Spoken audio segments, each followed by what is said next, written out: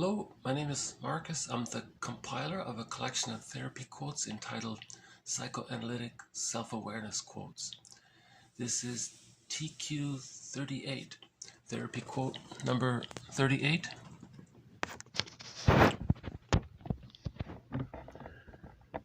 Capacities of the real self include aliveness of affect, capacity to experience affect with liveliness, joy, vigor, and spontaneity. Self-activation, to identify one's unique individual wishes and to use autonomous initiative to express them. Self-entitlement, the feeling that one is entitled to appropriate experience of mastery and pleasure. Acknowledgement of self-activation, giving oneself feedback for providing, which provides and builds and develops self-esteem. Soothing of painful affects, capacity to devise a means to limit, minimize, and soothe painful affects. Creativity, to use the self to change old familiar patterns into new, unique, and different patterns. Intimacy, to express the self fully in close relationships with minimal anxiety about abandonment or engulfment. Autonomy, to regulate the affect of the self independently of the object.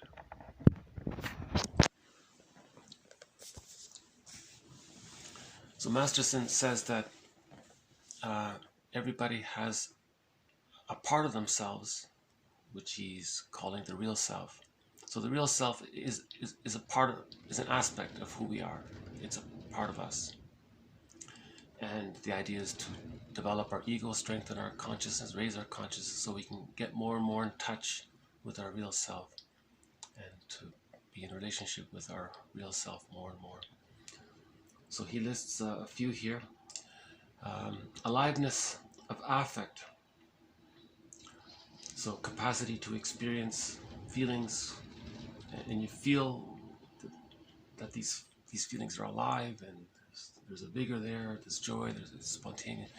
So, a lot of self-help authors will make an attempt, and poets too, right? They'll make an attempt to describe the different types of happiness, the different ways of feeling happy. So generally speaking, broadly, the people, I think, try to say there's two types. One is sort of the relief you get, like a distraction, and you feel some pleasure because your mind has been taken off your problems, and you feel a little better. So you kind of call that like a momentary pleasure.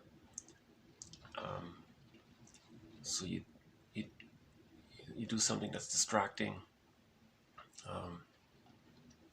and you feel a little pleasure in that, but it doesn't last. So you got to do it again, and the dopamine.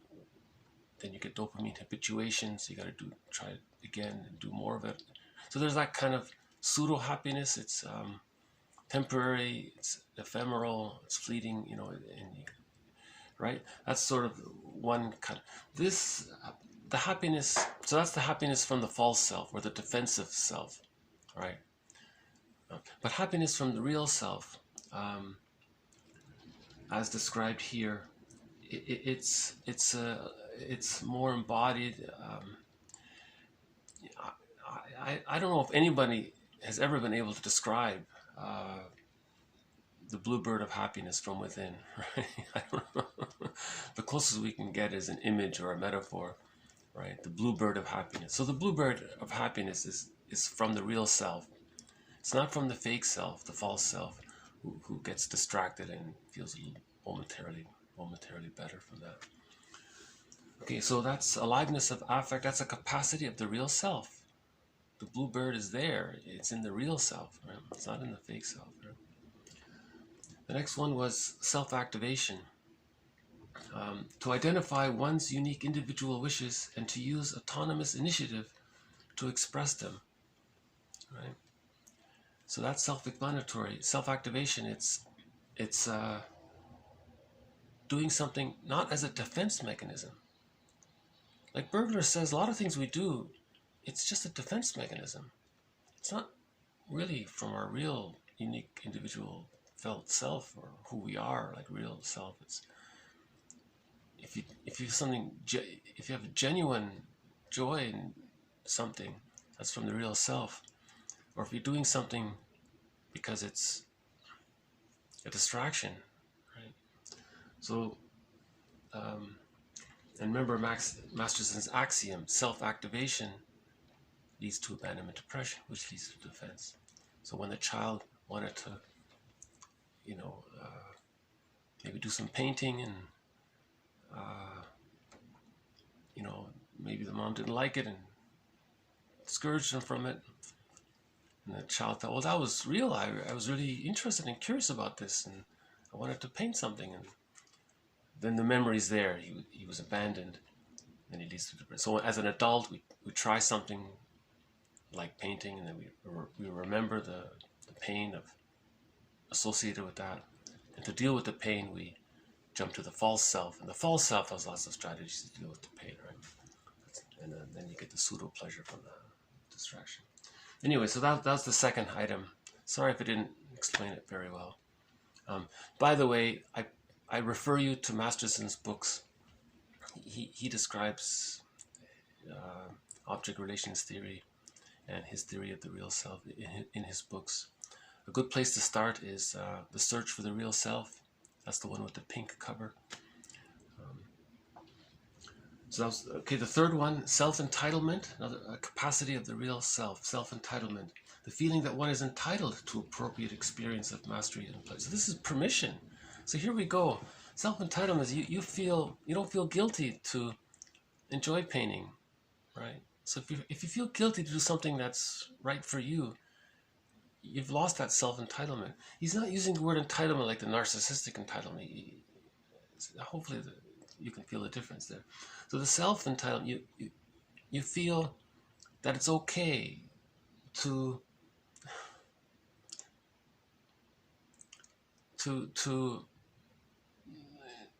play the zither. I don't know, whatever instrument, or maybe some musical instrument. You feel permission, and you feel it's okay. I like it. I like to play the zither or the flute or whatever it is, So that's an aspect of the real. That's an aspect of the real self that you have permission to. What a permission! The title of the book: Permission to Grieve. You feel it's okay to grieve. You reach that point where you feel, no, I'm entitled. I have a right to grieve and be happy. I have a right to find the bluebird of happiness. So that's that self-permission aspect. Okay, the next one. Acknowledgement of self-activation. So yeah, giving yourself some feedback for it. That's the positive psychology movement. What worked and focus on that. So you're acknowledging. I think Masterson calls this, or Mahler calls this, communicative matching. You did something from your real self, and you got some feedback that supported it, right? Okay, soothing painful affects. So the real self will think about a way to calm a person down, or to think in a way that helps a person calm someone down. Creativity. So the real self is able to arrange old patterns into new and unique patterns, right? So creativity can be applied. It's a very broad term, right? Intimacy. Here's a good one. The real self is capable of personal intimacy with another human being, to express the self fully in close relationships with minimal anxiety about abandonment and engulfment. So if you're in a close relationship and you're constantly terrified of either being engulfed, right, mother's engulfing you or impinging upon you, or you're terrified he's going to leave you, your abandonment, how do you get close to someone? Because, right, if you're always afraid, you're always going to be in defensive mode. I don't want to be left. I don't want to be engulfed.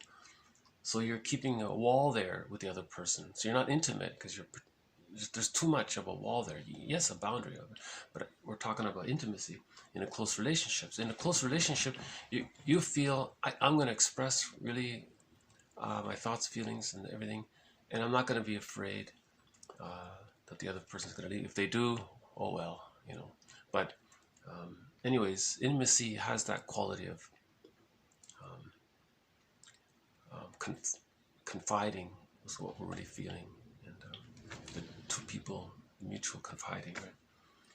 And the last one is autonomy. I think this relates, he says, to regulate the affect of the self independently of the objects. It means if you need to soothe the affect. So the earlier one said soothing painful affects. Maybe he meant just in general. Maybe you called your friend to soothe your affect. So you came up with a strategy. That's great. Another one, or part two of that, is you can do it on your own if need be. So you can autonomously soothe your affects.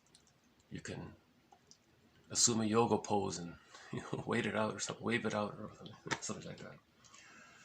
So again, I didn't do justice. I know I didn't do justice to this quote. It's explained in Masterson's books. So maybe I'll just, once, like Robert Bly says, once more? Okay, so once more. Capacities of the real self include aliveness of affect, the capacity to experience affect with liveliness, joy, vigor, and spontaneity.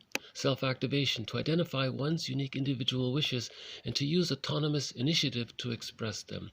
Self-entitlement, the feeling that one is entitled to appropriate experience of mastery and pleasure.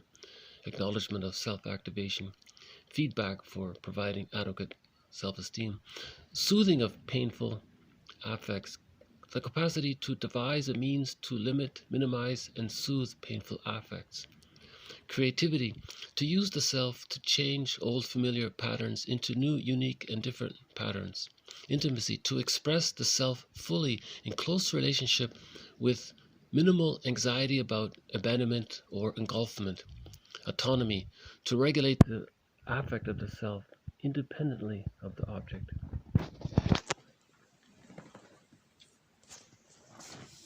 So in that poem from the last video, psychoanalysis always searches for the egg, the real self, in a basket that's been lost. So this is the egg. This has been the egg. This has also been TQ number 38. Thank you. See you next time.